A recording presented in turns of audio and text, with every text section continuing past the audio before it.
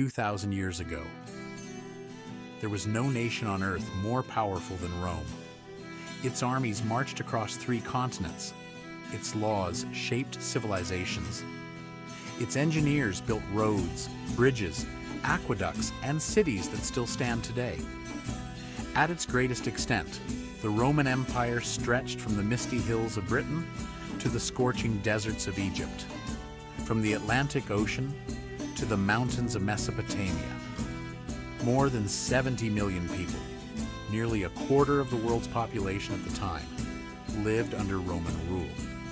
To many, Rome seemed invincible, an eternal empire destined to rule forever.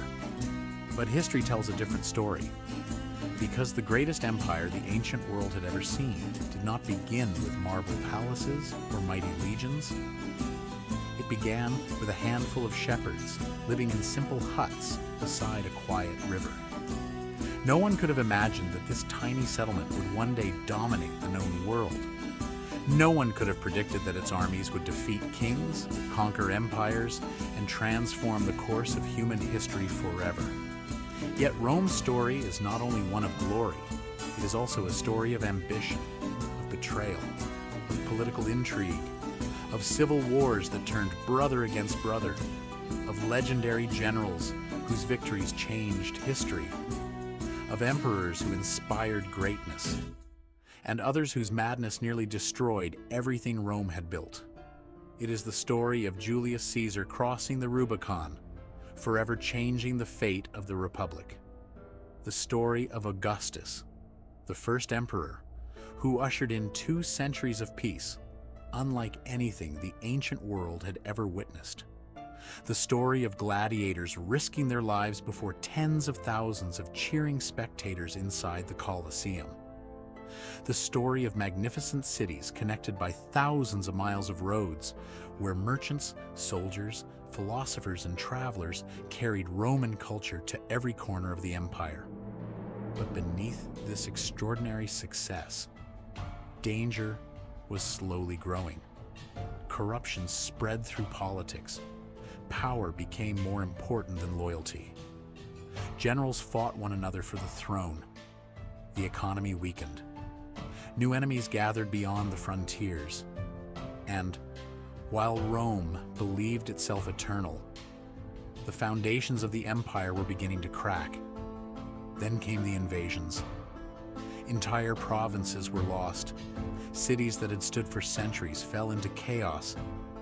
And in 476 AD, after more than 1,000 years of history, the Western Roman Empire collapsed.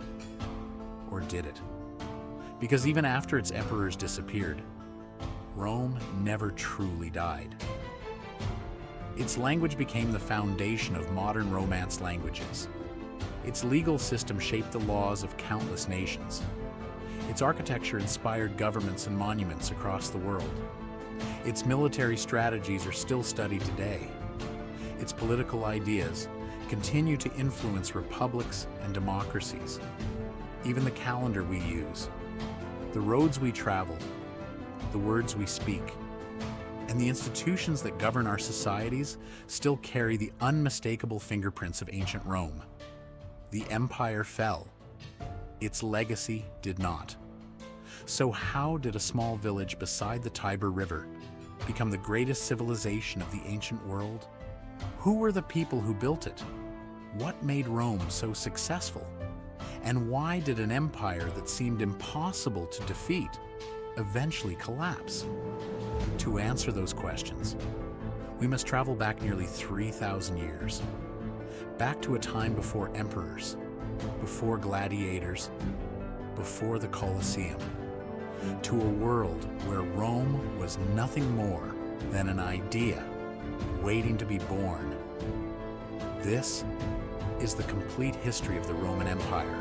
Long before Rome became the heart of the greatest empire the ancient world had ever seen, the Italian peninsula was a land of forests, mountains, and scattered tribes. There were no great cities, no paved roads, no mighty legions. Instead, small farming communities struggled to survive between rugged hills and fertile valleys.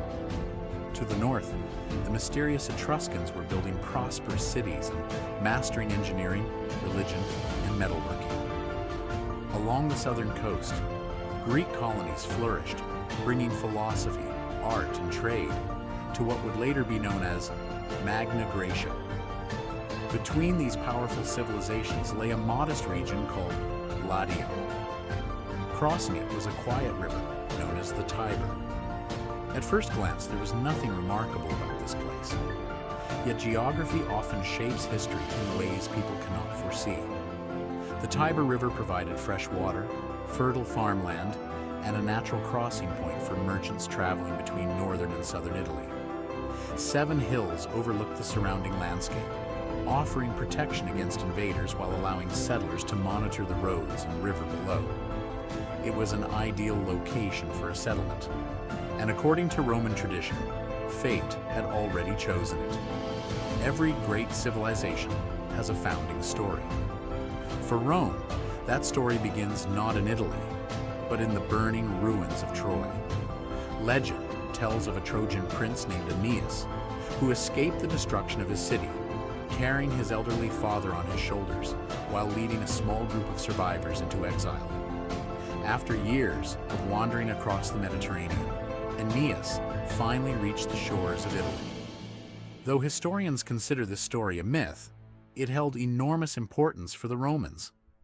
By tracing their origins to the heroes of Troy, they believed their civilization was connected to one of the greatest legends of the ancient world. Generations later, according to tradition, Aeneas's descendants ruled the nearby city of Alba Longa. Among them was a princess named Rhea Silvia. Forced to become a Vestal virgin so she could never have children, her family's enemies believed they had ended the royal bloodline forever.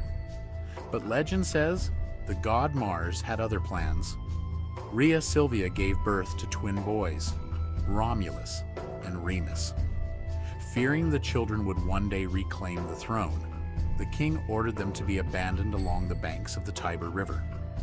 The twins were placed inside a basket and left to die, but the river carried them gently downstream until the basket became trapped beneath a fig tree. There, one of history's most famous legends unfolds. A she-wolf emerged from the forest. Instead of killing the infants, she protected them. She nursed them. She kept them alive. Soon afterward, a shepherd named Faustulus discovered the twins and raised them with his wife as their own children. Growing up in the countryside, Romulus and Remus became skilled hunters and natural leaders. As they grew older, they learned the truth about their royal ancestry. Together, they overthrew the tyrant who had stolen their family's throne and restored their grandfather to power. Yet rather than remain in Alba Longa, the brothers chose a different path. They would build an entirely new city. Returning to the hills overlooking the Tiber, they began marking the boundaries of what they hoped would become their legacy.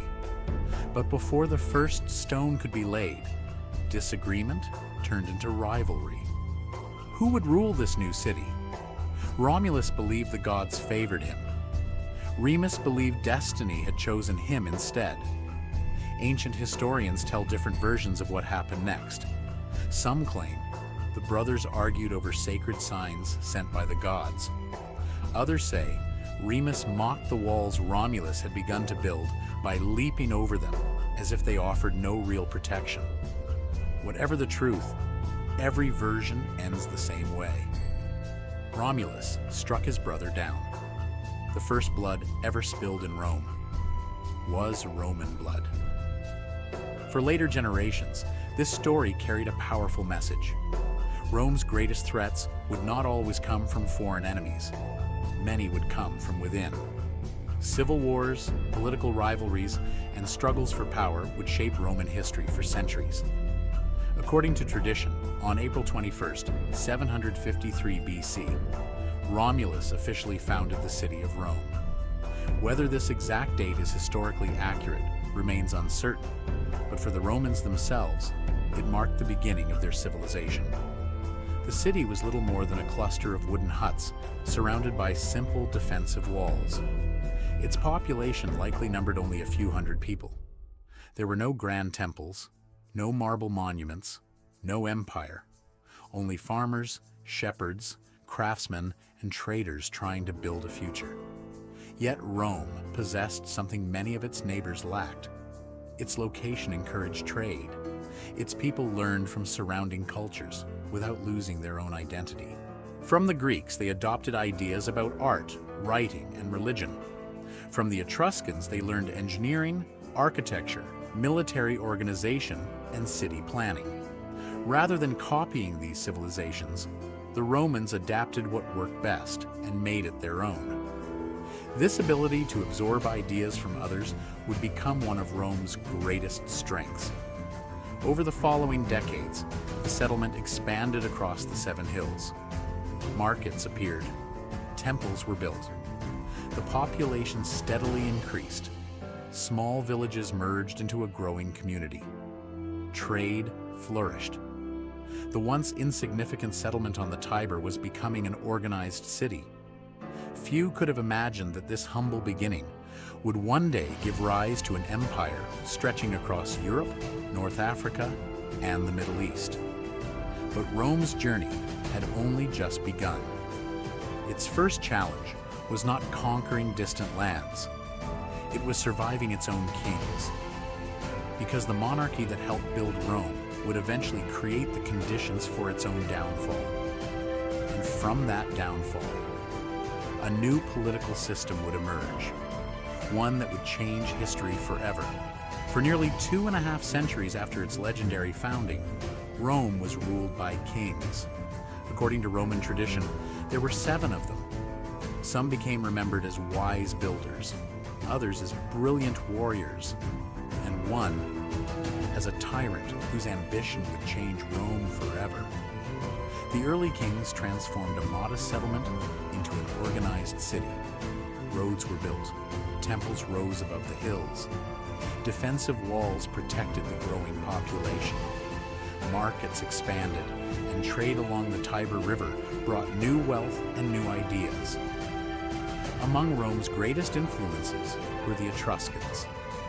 Their civilization, which dominated much of central Italy, introduced advanced engineering, religious rituals, and political customs that would shape Rome for generations. They drained marshlands, constructed monumental buildings, and helped transform the city into one of the most important settlements in Latium. Yet, as Rome grew stronger, so did the power of its kings.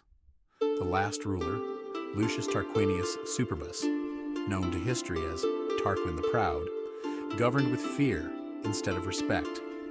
He ignored the Senate, silenced his critics, and ruled as though Rome existed solely for his own ambition.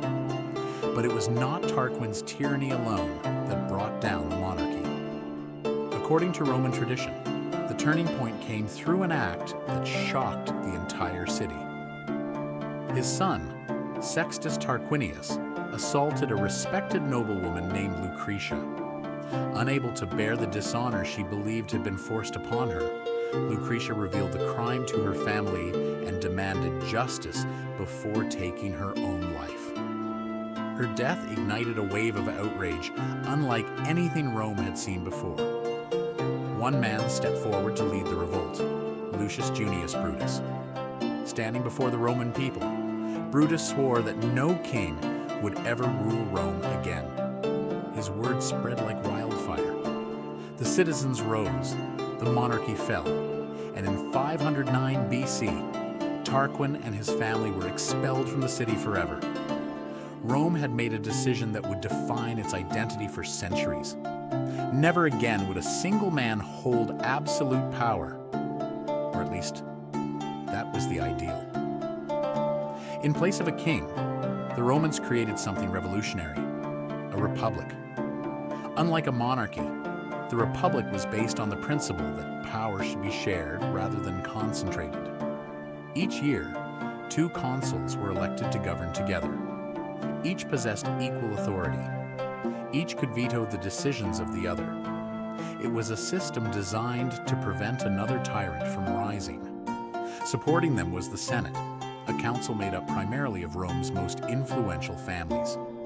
While the consuls commanded armies and carried out government decisions, the Senate guided long-term policy, controlled finances, and shaped foreign affairs. To many modern historians, this was one of Rome's greatest innovations. It was not a democracy in the modern sense.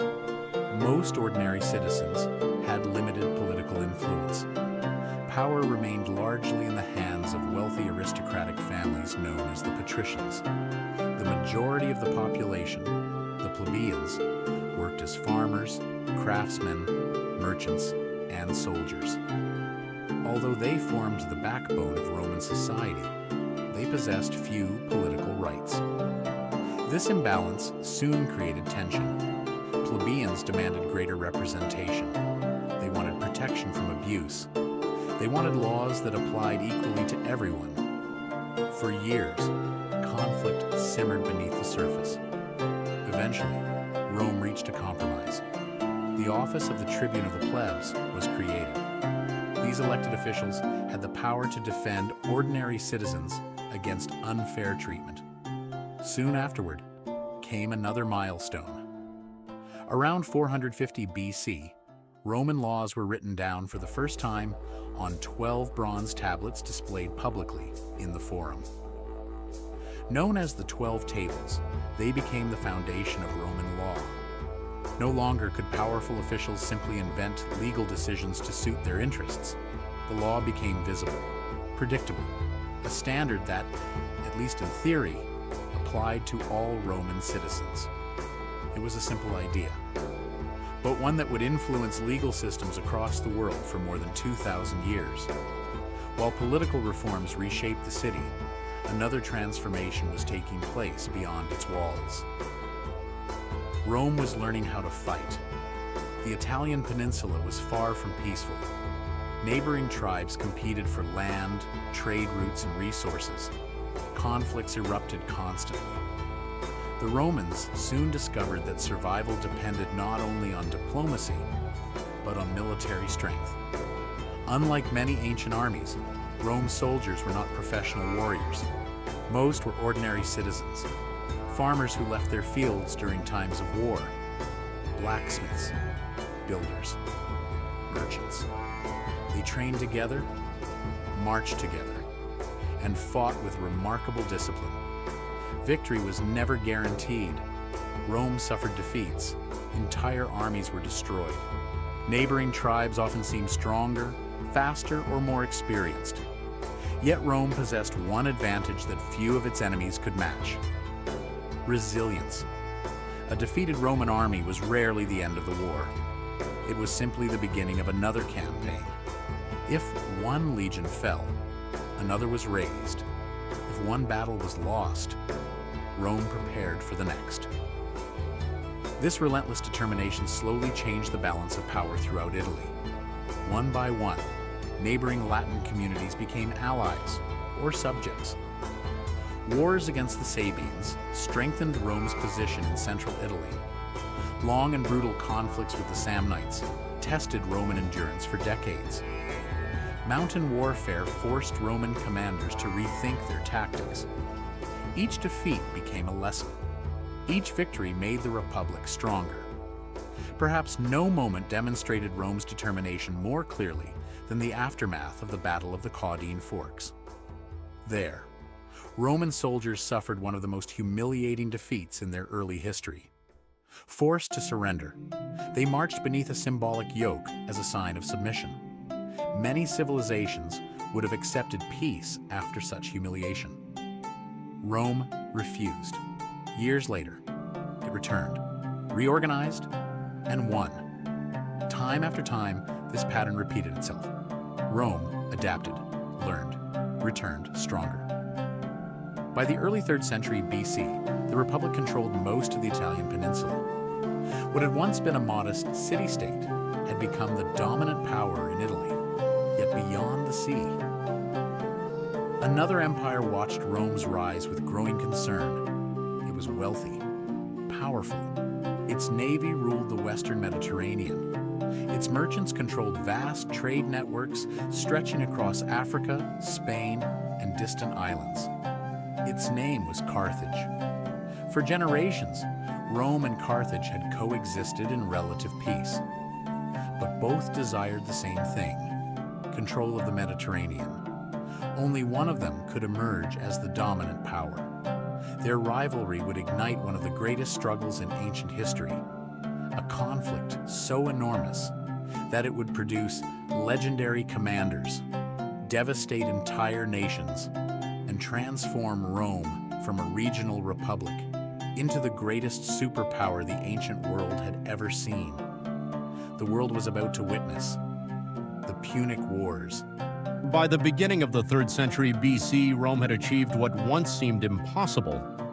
From a small settlement on the banks of the Tiber, it had grown into the dominant power of the Italian peninsula. Its armies had defeated rival tribes. Its political system had survived internal conflict. Its citizens believed their republic was destined for greatness.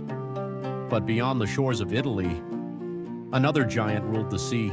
Its name was Carthage. Located on the northern coast of Africa, near present-day Tunis, Carthage was one of the richest cities in the ancient world. Founded centuries earlier by Phoenician settlers from the city of Tyre, Carthage had become the center of a vast commercial empire. Its merchants traded gold from Africa, silver from Spain, tin from Britain, and luxury goods from across the Mediterranean. Its ports were filled with hundreds of ships. Its warehouses overflowed with wealth. Unlike Rome, whose strength lay in disciplined land armies, Carthage ruled through naval power. Its fleet dominated the Mediterranean Sea. To many, Carthage seemed untouchable. For decades, Rome and Carthage maintained an uneasy peace. The two powers had different strengths. Rome controlled the land, Carthage controlled the sea. Neither wanted a direct war. But history often turns on places few people remember. One such place was the island of Sicily. Situated between Italy and North Africa, Sicily was the crossroads of the Mediterranean. Whoever controlled the island could dominate trade routes, military movements, and access to the Western Sea. Neither Rome nor Carthage was willing to let the other possess it. In 264 BC, tensions finally exploded. The First Punic War had begun. For Rome, the challenge was obvious. Its soldiers were among the finest in the ancient world, but its navy barely existed. Carthage possessed generations of maritime experience. Its sailors had spent their lives at sea. Its admirals expected an easy victory. The Romans understood they could never win by fighting on Carthage's terms, so they did something that would become a hallmark of Roman history. They adapted. According to ancient sources, the Romans captured a stranded Carthaginian warship and used it as a model to build an entirely new fleet. In an astonishing display of determination, they constructed hundreds of warships in just a few months. But building ships was only part of the challenge. Roman crews lacked experience. At sea, Carthaginian sailors consistently outmaneuvered them. Rome needed a way to transform naval battles into something its soldiers understood: close combat. Their solution was brilliantly simple: a wooden boarding bridge known as the corvus. Fitted with a heavy iron spike, the bridge could crash onto an enemy vessel, locking the two ships together. Instead of fighting as sailors, the Romans fought as infantry. Each naval battle became, in effect, a land battle on floating platforms. It was an innovation that shocked Carthage. Victory after victory followed. The war dragged on for more than 20 years. Both sides suffered enormous losses. Entire fleets were destroyed by storms. Thousands of sailors drowned. The cost was staggering. Finally, in 241 BC, Carthage admitted defeat.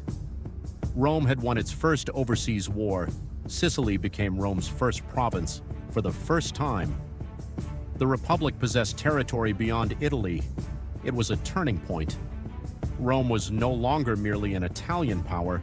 It had become a Mediterranean empire in the making, but peace would not last. Humiliated by defeat, Carthage turned its attention westward. In Spain, Carthaginian generals built a new empire rich in silver mines and fresh soldiers.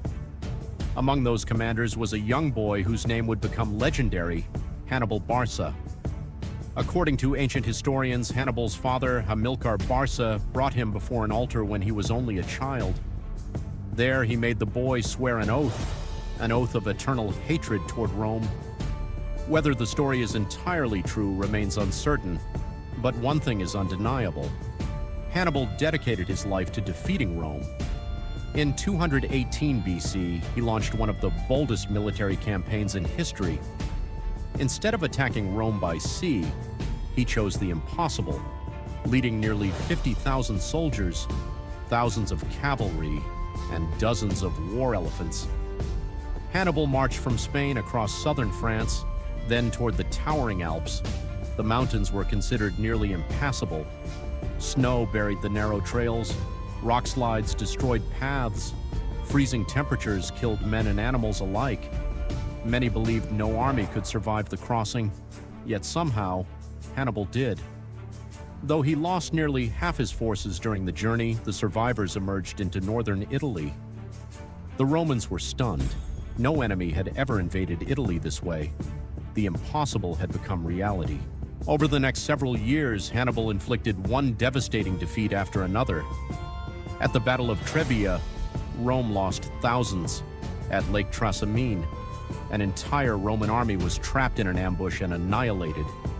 Then came one of the greatest military disasters in Roman history, the Battle of Cannae. In 216 BC, nearly 80,000 Roman soldiers faced Hannibal's army on the plains of southern Italy.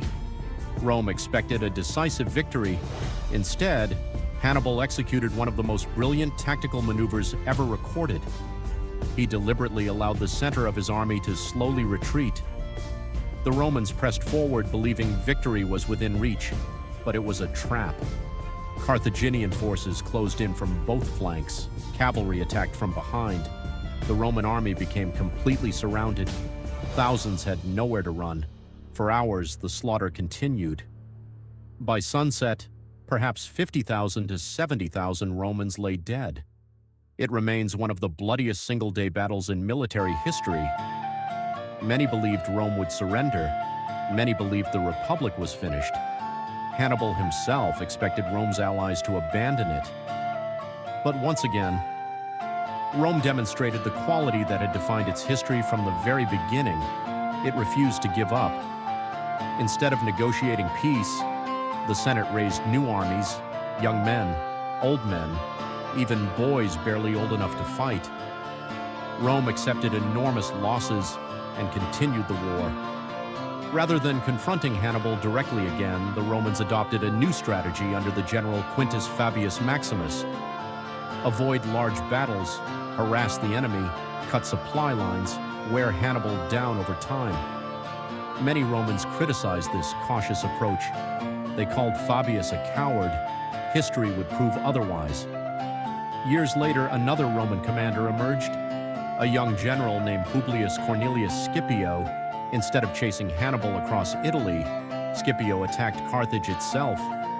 The gamble worked. Hannibal was recalled home to defend his city. In 202 BC, the two greatest generals of their age finally met at the Battle of Zama.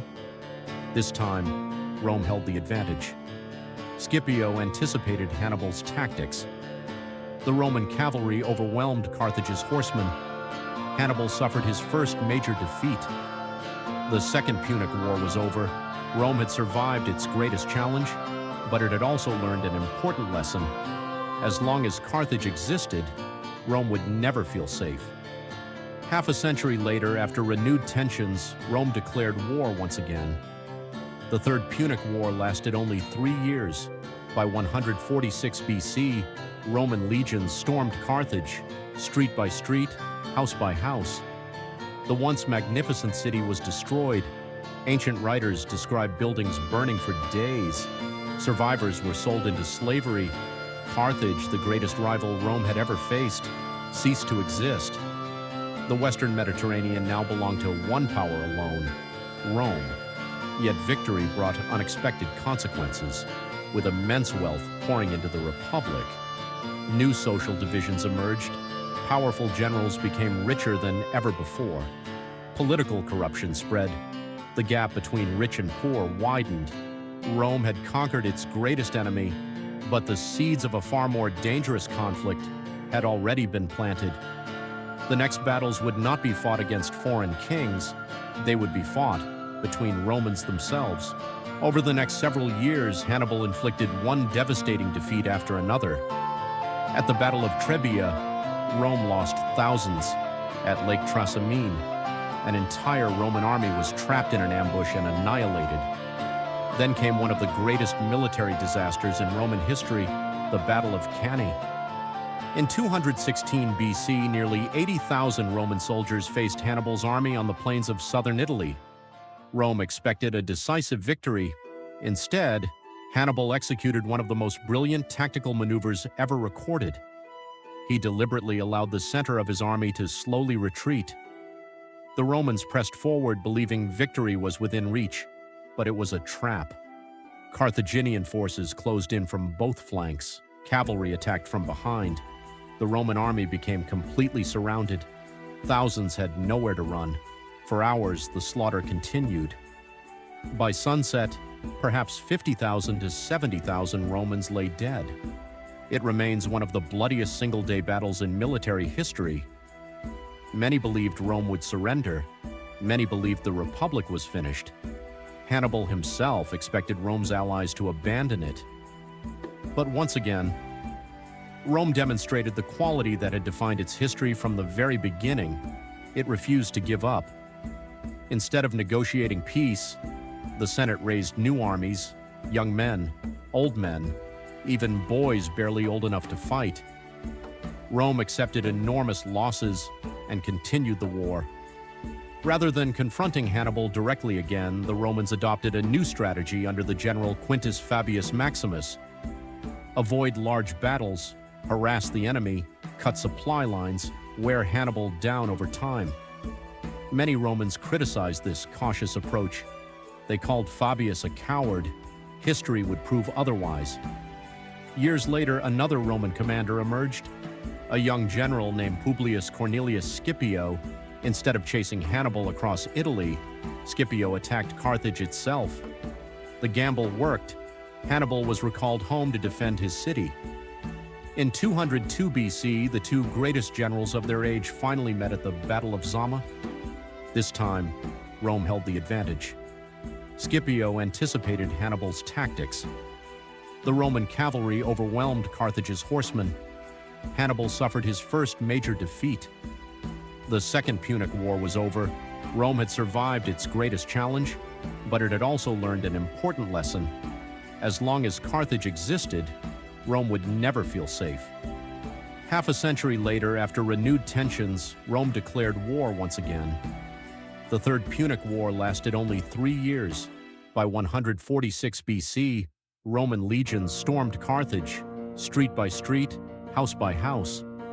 The once magnificent city was destroyed. Ancient writers describe buildings burning for days. Survivors were sold into slavery. Carthage, the greatest rival Rome had ever faced, ceased to exist.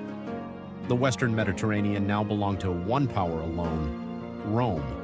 Yet victory brought unexpected consequences. With immense wealth pouring into the Republic, new social divisions emerged.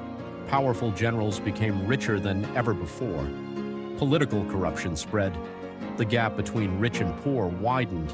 Rome had conquered its greatest enemy, but the seeds of a far more dangerous conflict had already been planted. The next battles would not be fought against foreign kings. They would be fought between Romans themselves. By the middle of the 1st century BC, Rome stood at the height of its power. Its banners flew across Spain, Greece, North Africa, and much of the Near East. Gold poured into the Republic from every conquest. Its markets were filled with goods from every corner of the Mediterranean. To the outside world, Rome appeared stronger than ever. But beneath its wealth and military success, the Republic was beginning to rot from within. The victories that had made Rome great had also transformed its society. Powerful generals returned home as heroes. commanding the loyalty of thousands of battle-hardened soldiers. The Senate, once the unquestioned center of Roman politics, struggled to maintain control. The wealthy elite accumulated vast estates worked by slaves captured during Rome's wars. Meanwhile, countless small farmers, the backbone of the Republic for centuries, lost their land and drifted into the city in search of work. Economic inequality widened. Political violence became increasingly common. Bribery infected elections. Riots erupted in the streets. The Republic that had lasted nearly 5 centuries was entering one of the most dangerous periods in its history. It was into this world that a young nobleman named Gaius Julius Caesar rose to prominence. Born in 100 BC, Caesar belonged to an ancient patrician family. Although his family claimed descent from the goddess Venus herself, they were far from the richest or most influential household in Rome. Caesar possessed something far more valuable: extraordinary ambition.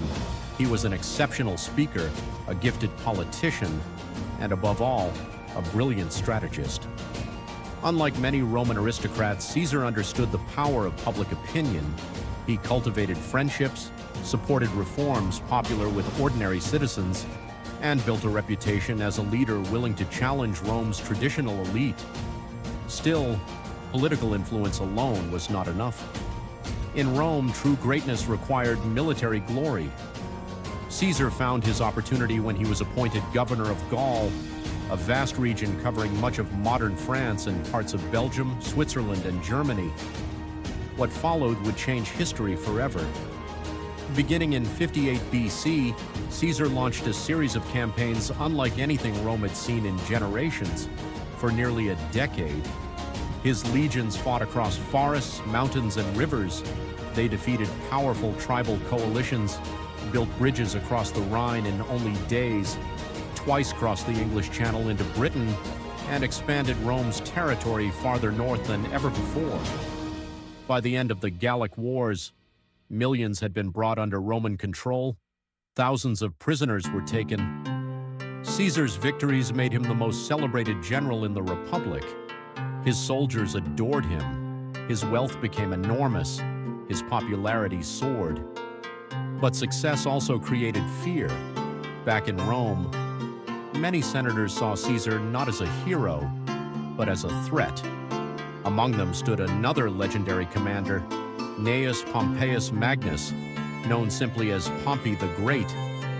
Years earlier, Caesar, Pompey, and the immensely wealthy Marcus Licinius Crassus had formed an unofficial political alliance known as the First Triumvirate. Together, they dominated Roman politics, but alliances built on ambition rarely last. Crassus was killed during a disastrous campaign against the Parthian Empire. Without him, the fragile balance collapsed. Pompey increasingly aligned himself with the Senate. Caesar remained in Gaul, commanding loyal legions. Soon, the Republic found itself divided between its 2 greatest generals. The Senate feared Caesar would use his army to seize power. They ordered him to disband his legions before returning to Rome. To obey meant surrendering everything he had built: his political influence, his military protection, perhaps even his life. Caesar faced an impossible decision then. In 49 BC, he made the choice that changed history, standing before a small river marking the boundary of his province. He gave the order to advance. The river was called the Rubicon. Crossing it with an army was an act of treason. There would be no turning back. According to tradition, Caesar spoke just 4 words: "The die is cast." Civil war had begun. Pompey and many senators fled Rome. Caesar entered the city without resistance.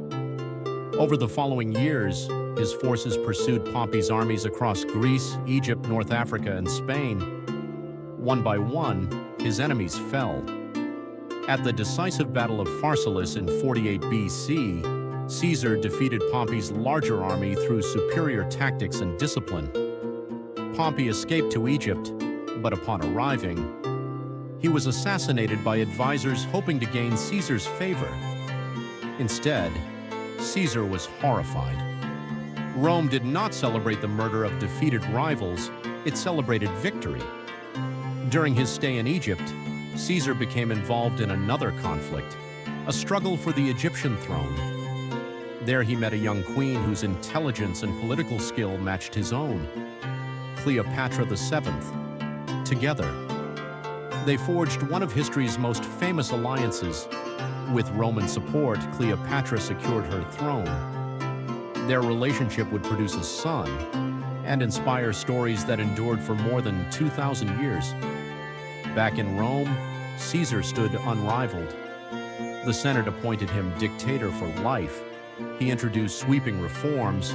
He reorganized government, expanded Roman citizenship, reduced debt, established new colonies for veterans, and introduced the Julian calendar, whose influence remains visible even today. To many Romans, Caesar was the greatest leader of his generation. To others, he was becoming exactly what the Republic had sworn never to allow: a king. Although Caesar never officially accepted that title, his growing authority alarmed many senators. They feared that centuries of Republican government were about to disappear forever. Among them were men who had once called Caesar a friend. One of them was Marcus Junius Brutus. Ironically, a descendant of Lucius Junius Brutus, the very man who had overthrown Rome's last king nearly 500 years earlier. The conspirators believed they were saving the Republic. Their plan was simple: strike before Caesar could become unstoppable. On the morning of March 15th, 44 BC, the Ides of March, Caesar entered the theater of Pompey for a meeting of the Senate. He had ignored several warnings. Prophets had urged him to stay home. Friends sensed danger. Even his wife Calpurnia begged him not to go, but Caesar dismissed them all as he took his seat. The senators surrounded him. One man grabbed his toga, another drew a dagger. Then chaos erupted. Blade after blade struck the dictator, 23 wounds in only moments. Julius Caesar lay dead at the foot of Pompey's statue. The conspirators believed they had restored liberty. Instead, they unleashed another civil war. Rome mourned. The streets erupted in anger. The Republic, already weakened by decades of conflict, was now collapsing before everyone's eyes. And from its ruins, a new leader would emerge. A young man few had taken seriously. His name was Octavian. Soon, the world would know him by another name: Augustus, the first emperor of Rome. For centuries, Rome had been forged by war. Its greatest heroes were generals. Its greatest victories were won on the battlefield. But after decades of civil conflict, the empire needed something different. It needed peace, and under Augustus, peace finally arrived. Historians call this extraordinary period the Pax Romana, the Roman peace. Beginning in 27 BC and lasting for nearly 2 centuries, it became one of the longest periods of stability the ancient Western world had ever experienced. Although wars still occurred along the empire's distant frontiers, the heart of Rome enjoyed an age unlike any before it. Trade flourished, cities expanded, science, engineering, literature, and architecture reached remarkable heights.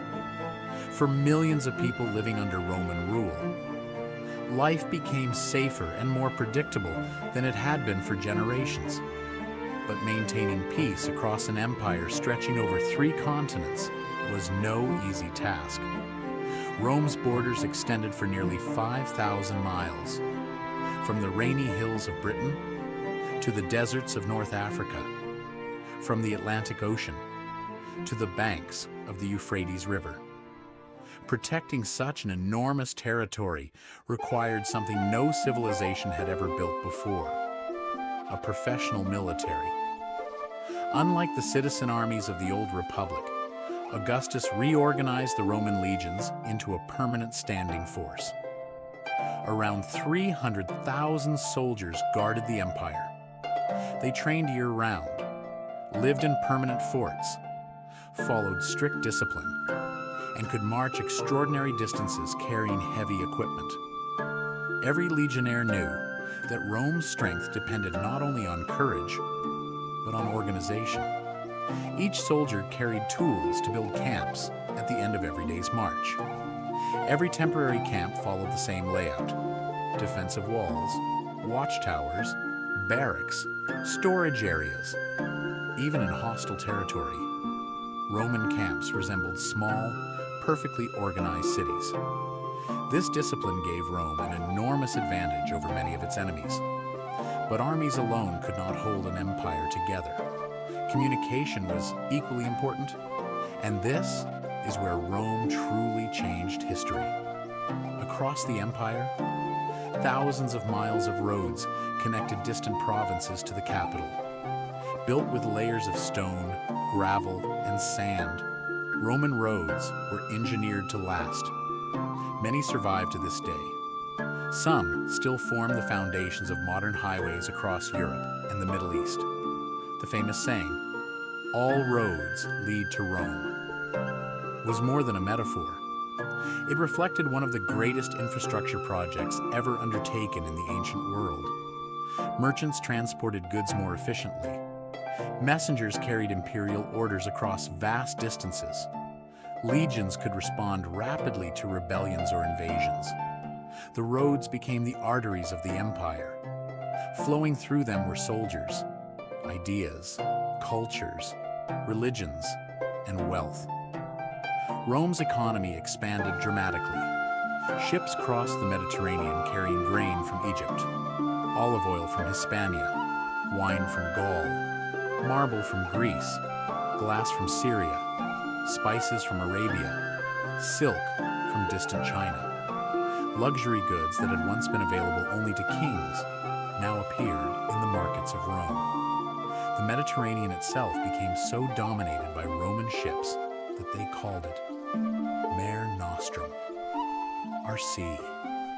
At the center of this vast network stood the city of Rome itself. By the 1st century AD, its population had surpassed 1 million people, making it the largest city in Europe for centuries. Visitors arriving for the first time were overwhelmed. Towering temples gleamed in the sunlight.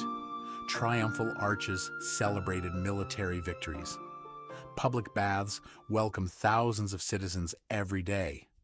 Massive forums buzzed with politicians, merchants, philosophers, and travelers speaking dozens of languages. The city never truly slept. Water flowed constantly through enormous aqueducts that stretched for miles across valleys and hills. Some carried fresh water from sources located more than 50 miles away. The engineering behind these structures was astonishing. Built with carefully calculated gradients, many functioned entirely through gravity. No pumps, no engines, only remarkable precision. The aqueducts supplied drinking water, fountains, baths, and even private homes belonging to wealthy citizens. Clean water transformed public health and allowed Rome to sustain a population unimaginable in most ancient cities. Then, there were the baths, far more than places to wash. Roman bathhouses served as social centers. People discussed politics, conducted business, exercised, read books, or simply relaxed. Rich and poor often shared the same facilities. It was one of the defining features of Roman urban life. Entertainment also played a central role. Theaters hosted dramatic performances inspired by Greek literature. Circuses organized spectacular chariot races. None proved more popular than the Circus Maximus. Capable of holding more than 150,000 spectators, it was the largest sports arena of the ancient world. The races inspired passionate loyalty.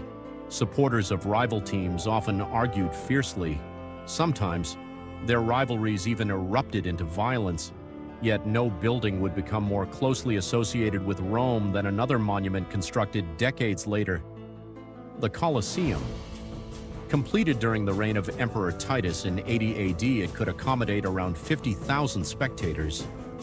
Inside its massive stone walls, gladiators fought for glory. Wild animals from across the empire were displayed before astonished crowds. Public spectacles reinforced Rome's power. They reminded citizens of the empire's wealth, its reach, and its ability to command nature itself. But Rome's greatness extended beyond architecture and entertainment. Its legal system continued evolving. Roman citizenship became increasingly valuable. Merchants could rely on standardized laws across enormous distances, contracts, property rights, inheritance, trade regulations. Many legal principles developed during this period still influence courts around the world today. Meanwhile, Roman writers produced works that would survive for millennia. Virgil composed the Aeneid, connecting Rome's origins to the legendary heroes of Troy. Livy chronicled the Republic's early history. Ovid transformed mythology into timeless poetry. Their writings shaped European literature for centuries. Yet perhaps the empire's greatest achievement was something less visible. It created stability across a region that had previously been divided by constant warfare. For nearly 200 years, a merchant could travel from Britain to Egypt. A scholar from Greece could teach in Rome. A soldier born in Spain might retire in Gaul. Different cultures remained distinct, but they were united by Roman administration, Roman law, Roman roads, and Roman security. It was one of history's earliest examples of a truly interconnected world. Still, no golden age lasts forever. As Augustus grew older, one question haunted the empire: who would rule after him? Unlike kings, Roman emperors had no fixed system of succession. Every transfer of power carried uncertainty, and uncertainty could become dangerous. The future of the empire would soon depend on the character of the men who inherited Augustus's throne. Some would prove wise.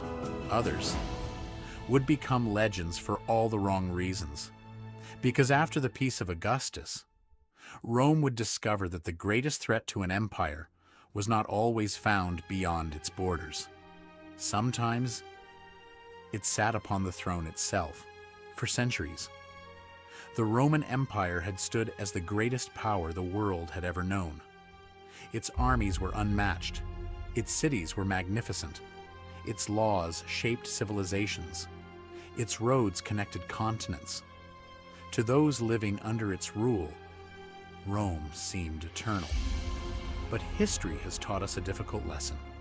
No empire, no matter how powerful, lasts forever.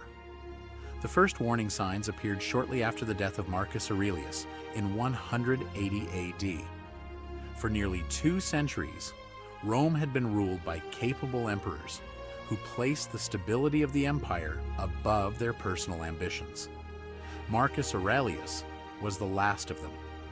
Instead of choosing the most qualified successor, he passed the throne to his own son, Commodus. It was a decision that would alter the course of Roman history. Unlike his father, Commodus showed little interest in governing.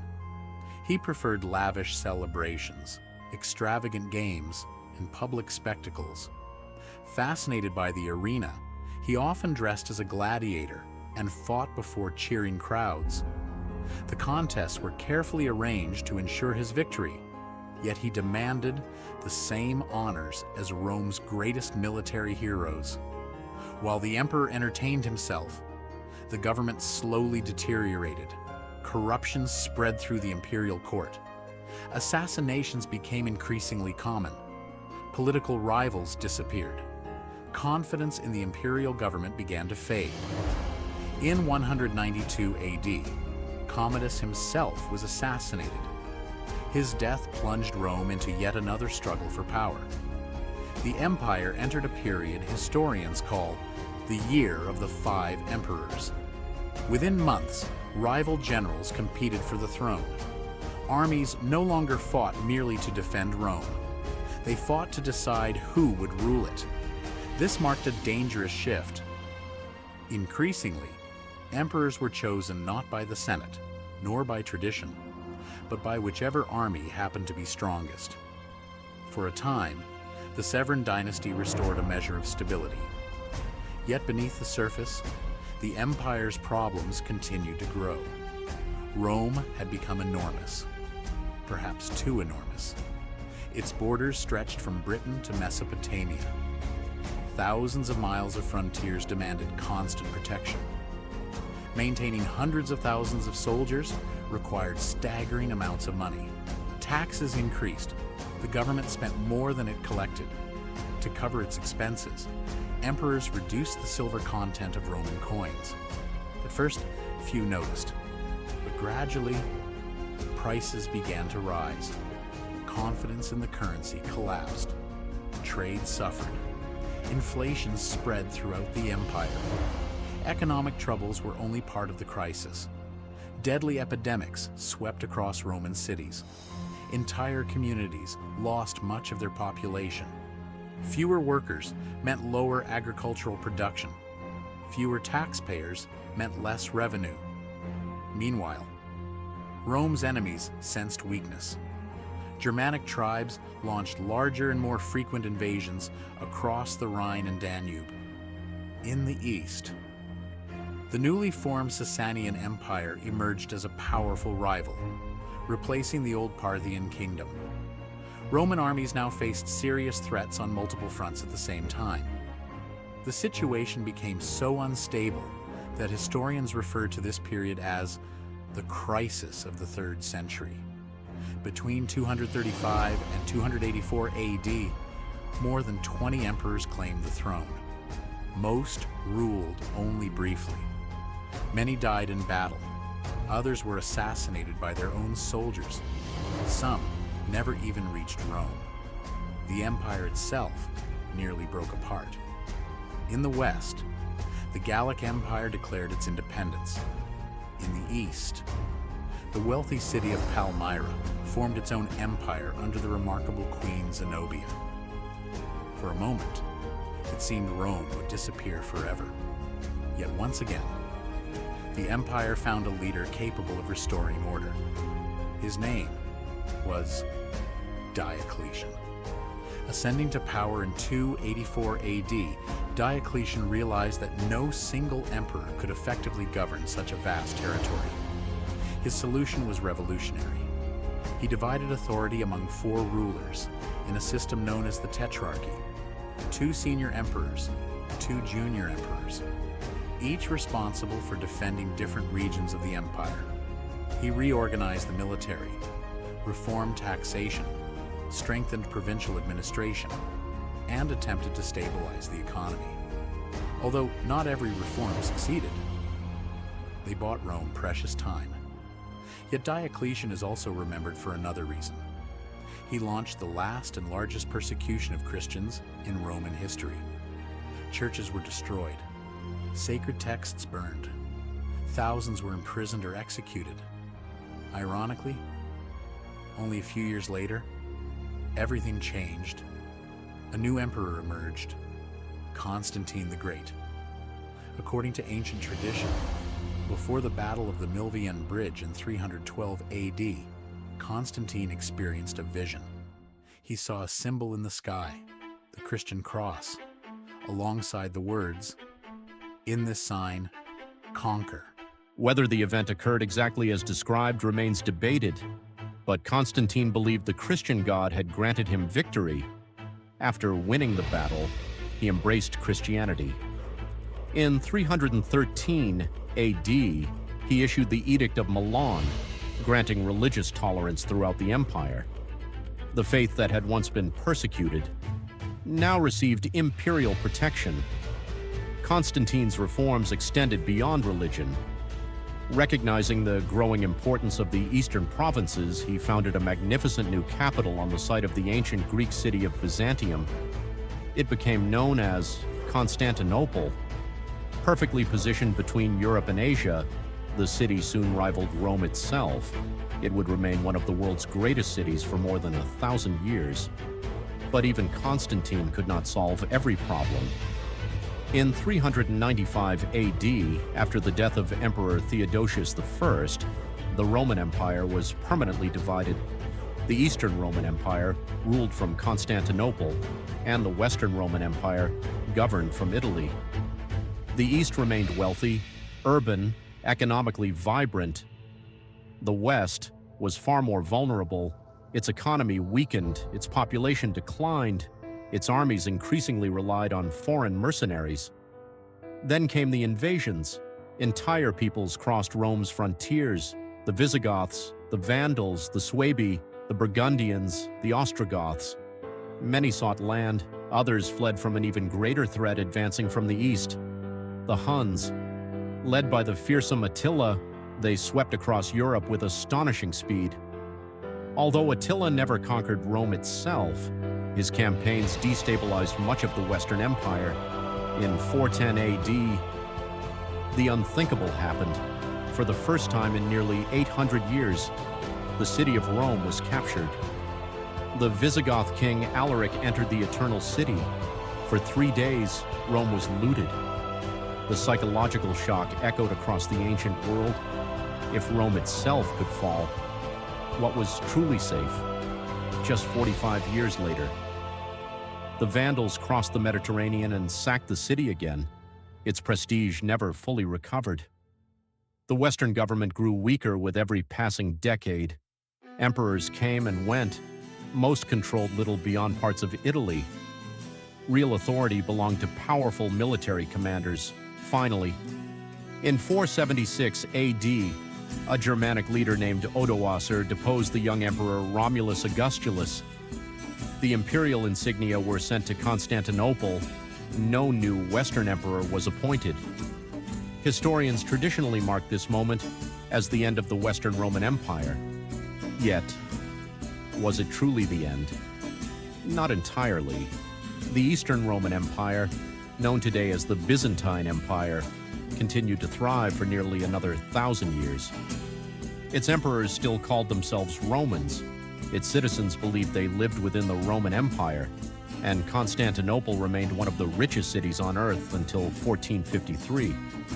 But Rome's greatest legacy was never its territory, it was its influence. Even after its armies disappeared, Rome never truly left the world. Roman law became the foundation of legal systems across Europe and beyond. Latin evolved into Spanish, French, Italian, Portuguese, and Romanian. Roman engineering inspired generations of architects. Its aqueducts, its bridges, its roads, its domes still influence modern construction, the very idea of a republic. Representative government, a senate, and citizenship can all trace part of their history back to ancient Rome. Even today, every time we walk along a paved road, study classical philosophy, read the Latin alphabet, or admire the ruins of an ancient amphitheater, we are reminded of a civilization that refused to be forgotten.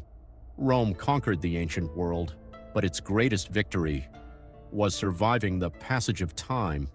Empires rise, empires fall, but few continue shaping humanity long after their borders disappear. Rome is one of those rare exceptions. Its empire ended, its story never did.